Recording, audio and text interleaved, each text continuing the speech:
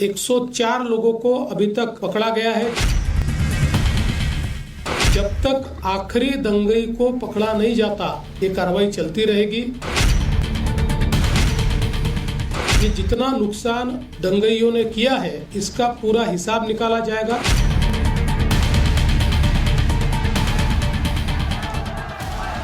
मार्च की रात जिस एक झूठी अफवाह ने जिस तरह से शहर का माहौल बिगाड़ा, एक तरह से नागपुर को हिंसा की आग में झोंका गया। समुदाय विशेष ने टारगेट कर हिंदू परिवार और पुलिस को निशाना बनाया। उसके खिलाफ राज्य के सीएम के तेवर सख्त हैं। मुख्यमंत्री देवेंद्र फडणवीस हर उस दंगाई पर कार्रवाई की बात कह रहे हैं जो किसी भी रूप में इसमें संलिप्त है। जो दंगई है उनकी पहचान कर ली गई है।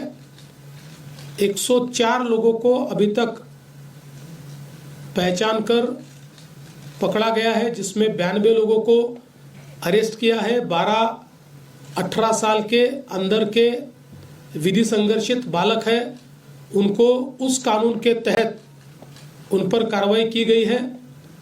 और जब तक आखिरी दंगई को पकड़ा नहीं जाता ये कार्रवाई रुकने वाली नहीं है। ये कार्रवाई चलती रहेगी। लगातार एविडेंस आ रहा है, उस एविडेंस के आधार पर ये कार्रवाई यहाँ पर चल रही है। सीएम फडणवीस ने साफ कर दिया कि कैसे एक झूठी अफवाह ने पूरे शहर को जलाया, कैसे सोच समझकर शहर में समुदाय विशेष ने दंगा भड़काया। ये घटना जिस दिन घटी उस दिन सुबह औरंगजेब की एक प्रतीकात्मक कब्र जलाई गई और उसको जलाने के बाद कुछ लोगों ने उसके बारे में कंप्लेंट भी की। पुलिस ने नियम के अनुसार उस कंप्लेंट को एंटरटेन भी किया, लेकिन बाद में कुछ लोगों ने सोशल मीडिया का उपयोग करते हुए पॉडकास्ट और पोस्ट के माध्यम से ये औरंगजेब की प्रतीकात्मक कब्र नहीं जलाई गई तो इस पर दरगाह की चादर लगाई थी और उसमें कुरान की आयतें लिखी हुई थी, उसको जलाया गया। इस प्रकार का एक झूठा प्रचार किया और लोगों की भावनाओं को भड़काने का काम किया। नागपुर हिंसा को लेकर सीएम गंभीर है और यही वजह है कि उन्होंने न सिर्फ आला अधिकारियों के साथ बैठक की बल्कि दंगे के दौरान हुई नुकसान की भरपाई भी आरोपियों से करने की बात कही। ये जितना नुकसान दंगइयों ने किया है इसका पूरा हिसाब निकाला जाएगा और ये पूरा नुकसान उनसे वसूल किया जाएगा। और अगर वो नुकसान के पैसे नहीं भरते हैं तो उनकी प्रॉपर्टी को बेचकर ये नुकसान भरपाई की जाएगी। किसी भी हालत में इस प्रकार से किसी को दंगा करके दूसरे को नुकसान पहुंचाने की इजाजत नहीं दी जाएगी। दंगे वाली रात आम नागरिकों के साथ भीड़ ने पुलिस पर भी हमला किया था, जिस पर कार्रवाई करते हुए अब तक मामले में 104 लोग गिरफ्तार किए जा चुके हैं। बड़े पैमाने पर नुकसान करने का काम किया। पुलिस ने भी अच्छी कार्रवाई की, इसको काबू में लाया गया। इसमें बड़े पैमाने पर पुलिस घायल हुई। पुलिस के हमारे डीसीपी लेवल के 3 लोग और कुल मिलाकर 33 पुलिस के लोग और कुछ सिविलियंस और सारे कुल मिलाकर 40 लोग इस प्रकार से इसमें घायल हुए। सीएम ने बताया कि मामले में उनको भी आरोपी बनाया जा रहा है, जिन्होंने सोशल मीडिया के जरिए दंगे की चिंगारी को और भड़काने की कोशिश की। सोशल मीडिया का उपयोग करते हुए इस प्रकार के पोस्ट किए जिसके कारण दंगे भड़के या दंगे भड़कने में जिनकी पोस्ट ने काम किया है, ऐसे लोगों को भी हम लोग सह आरोपी बनाएंगे, को एक्यूज बनाएंगे और उनको भी दंगे का आरोपी माना जाएगा। करीब 68 पोस्ट ये अभी तक आइडेंटिफाई करके उसको डिलीट किया गया है। कुछ आइडेंटिफिकेशन अभी भी जारी है। वो आइडेंटिफिकेशन होने के बाद उस पर भी कार्रवाई की जाएगी। नागपुर हिंसा के तार बांग्लादेश और मालेगांव से जोड़े जा रहे हैं, जिसके बाद सीएम ने सख्त रुख अपनाया हुआ है और हर किसी के खिलाफ कड़ी कार्रवाई के मूड में है। अब जो लोग अलग अलग प्रकार के पोस्ट करते हैं, उनमें से कुछ लोगों के पोस्ट में कुछ ऐसी चीजें भी दिखाई पड़ी है कि जो बांग्लादेशी लगती है, पर आज इसमें बांग्लादेशी एंगल है या विदेशी हाथ है, ऐसा कहना इस समय उचित नहीं होगा जब तक उसकी पूरी जांच नहीं हो जाती। सीएम के तेवर से साफ है कि नागपुर में दंगा फैलाने वाले दंगाई की अब खैर नहीं। जिसने जिस भी शहर के अमन चैन में आग लगाई, अब उन सब की शामत तय है। Bureau report, Republic Bharat. Maharashtra के मुख्यमंत्री देवेंद्र फडणवीस ने शहर में कानून व्यवस्था और नागपुर हिंसा को लेकर समीक्षा बैठक की, जिसमें उन्होंने दंगाई पर सख्त कार्रवाई करने के साथ साथ उनसे ही हिंसा की रात हुए नुकसान की भरपाई की बात कही है। रिपोर्ट देखिए।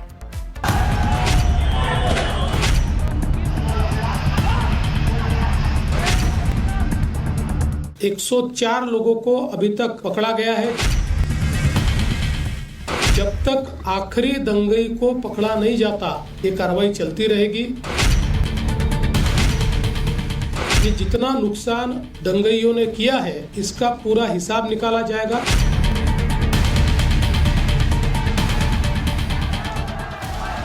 मार्च की रात जिस एक झूठी अफवाह ने जिस तरह से शहर का माहौल बिगाड़ा, एक तरह से नागपुर को हिंसा की आग में झोंका गया। समुदाय विशेष ने टारगेट कर हिंदू परिवार और पुलिस को निशाना बनाया। उसके खिलाफ राज्य के सीएम के तेवर सख्त हैं। मुख्यमंत्री देवेंद्र फडणवीस हर उस दंगाई पर कार्रवाई की बात कह रहे हैं जो किसी भी रूप में इसमें संलिप्त है। जो दंगई है उनकी पहचान कर ली गई है। 104 लोगों को अभी तक पहचान कर पकड़ा गया है, जिसमें 92 लोगों को अरेस्ट किया है। 12-18 साल के अंदर के विधि संघर्षित बालक है, उनको उस कानून के तहत उन पर कार्रवाई की गई है। और जब तक आखिरी दंगई को पकड़ा नहीं जाता, ये कार्रवाई रुकने वाली नहीं है। ये कार्रवाई चलती रहेगी। लगातार एविडेंस आ रहा है, उस एविडेंस के आधार पर ये कार्रवाई यहाँ पर चल रही है। सीएम फडणवीस ने साफ कर दिया कि कैसे झूठी अफवाह ने पूरे शहर को जलाया, कैसे सोच समझकर शहर में समुदाय विशेष ने दंगा भड़काया। ये घटना जिस दिन घटी, उस दिन सुबह औरंगजेब की एक प्रतीकात्मक कब्र जलाई गई और उसको जलाने के बाद कुछ लोगों ने उसके बारे में कंप्लेंट भी की। पुलिस ने नियम के अनुसार उस कंप्लेंट को एंटरटेन भी किया, लेकिन बाद में कुछ लोगों ने सोशल मीडिया का उपयोग करते हुए पॉडकास्ट और पोस्ट के माध्यम से ये औरंगजेब की प्रतीकात्मक कब्र नहीं जलाई गई, तो इस पर दरगाह की चादर लगाई थी और उसमें कुरान की आयतें लिखी हुई थी, उसको जलाया गया। इस प्रकार का एक झूठा प्रचार किया और लोगों की भावनाओं को भड़काने का काम किया। नागपुर हिंसा को लेकर सीएम गंभीर है और यही वजह है कि उन्होंने न सिर्फ आला अधिकारियों के साथ बैठक की, बल्कि दंगे के दौरान हुई नुकसान की भरपाई भी आरोपियों से करने की बात कही। ये जितना नुकसान दंगइयों ने किया है, इसका पूरा हिसाब निकाला जाएगा और ये पूरा नुकसान उनसे वसूल किया जाएगा। और अगर वो नुकसान के पैसे नहीं भरते हैं तो उनकी प्रॉपर्टी को बेचकर ये नुकसान भरपाई की जाएगी। किसी भी हालत में इस प्रकार से किसी को दंगा करके दूसरे को नुकसान पहुंचाने की इजाजत नहीं दी जाएगी। दंगे वाली रात आम नागरिकों के साथ भीड़ ने पुलिस पर भी हमला किया था, जिस पर कार्रवाई करते हुए अब तक मामले में 104 लोग गिरफ्तार किए जा चुके हैं। बड़े पैमाने पर नुकसान करने का काम किया। पुलिस ने भी अच्छी कार्रवाई की, इसको काबू में लाया गया। इसमें बड़े पैमाने पर पुलिस घायल हुई। पुलिस के हमारे डीसीपी लेवल के 3 लोग और कुल मिलाकर 33 पुलिस के लोग और कुछ सिविलियंस और सारे कुल मिलाकर 40 लोग इस प्रकार से इसमें घायल हुए। सीएम ने बताया कि मामले में उनको भी आरोपी बनाया जा रहा है, जिन्होंने सोशल मीडिया के जरिए दंगे की चिंगारी को और भड़काने की कोशिश की। सोशल मीडिया का उपयोग करते हुए इस प्रकार के पोस्ट किए, जिसके कारण दंगे भड़के या दंगे भड़कने में जिनकी पोस्ट ने काम किया है, ऐसे लोगों को भी हम लोग सह आरोपी बनाएंगे, को एक्यूज बनाएंगे और उनको भी दंगे का आरोपी माना जाएगा। करीब 68 पोस्ट ये अभी तक आइडेंटिफाई करके उसको डिलीट किया गया है। कुछ आइडेंटिफिकेशन अभी भी जारी है। वो आइडेंटिफिकेशन होने के बाद उस पर भी कार्रवाई की जाएगी। नागपुर हिंसा के तार बांग्लादेश और मालेगांव से जोड़े जा रहे हैं, जिसके बाद सीएम ने सख्त रुख अपनाया हुआ है और हर किसी के खिलाफ कड़ी कार्रवाई के मूड में है। अब जो लोग अलग अलग प्रकार के पोस्ट करते हैं, उनमें से कुछ लोगों के पोस्ट में कुछ ऐसी चीजें भी दिखाई पड़ी है कि जो बांग्लादेशी लगती है, पर आज इसमें बांग्लादेशी एंगल है या विदेशी हाथ है, ऐसा कहना इस समय उचित नहीं होगा जब तक उसकी पूरी जांच नहीं हो जाती।